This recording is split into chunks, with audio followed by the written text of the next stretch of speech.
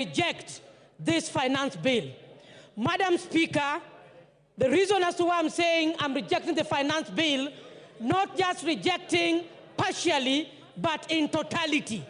Because, Madam Speaker, this is a finance bill that from the onset, there is always increased taxation, item by item, detail by detail, up to the end. I want to say, Madam Speaker, because I recognize that we were advised by the Honorable Speaker Wetangula that we can present our contributions based on linkages, based on our opinions, based on the budget, and based on the finance bill that is current on the table.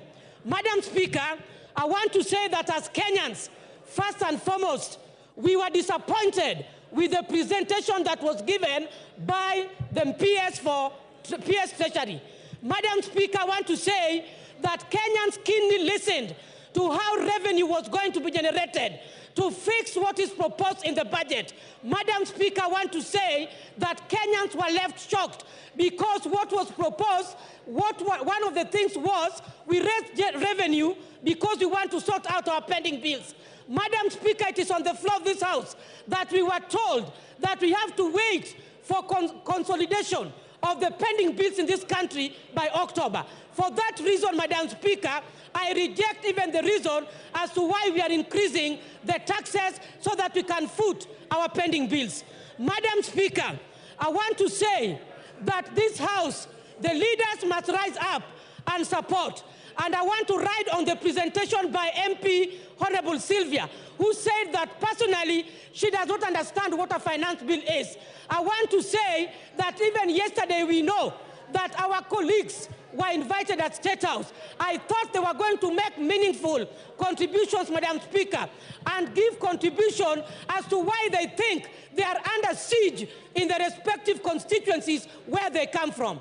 Madam Speaker, I want to register in this House that we share as colleagues, but the kind of issues that we are saying that we are relying, the Azimio of this other side of the opposition is relying on social media.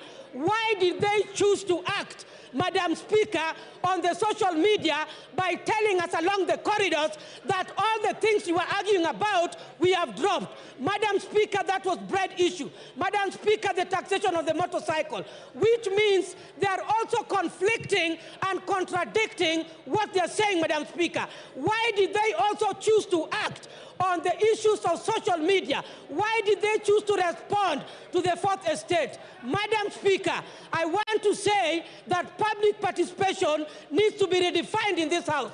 Yesterday, when we watched over the television, Madam Speaker, I saw a desperate minority whip.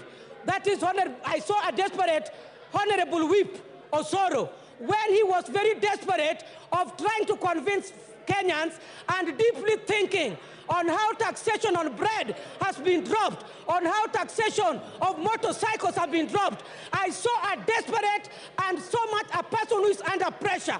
Madam Speaker, I want to say that we must stand firm on the floor of this House and rise beyond numbers.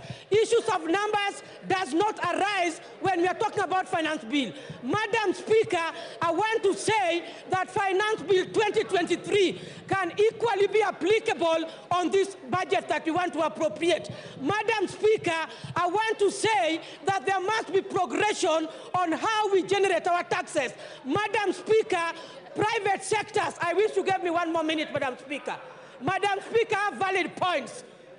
Kindly, I'm requesting for 1 minute, Madam Speaker. Thank you so much. Being a woman speaker, you know very well the problems we have. I've traversed in these industries. Private sectors are key. If they migrate from this country, we must take care of their interests. When we talk about zero rating, we go to standard rating. We are talking of exempt. The final sufferers are consumers. President Yoweri Museveni said that Kenyans must learn to produce and manufacture their raw materials. Where is this in finance bill?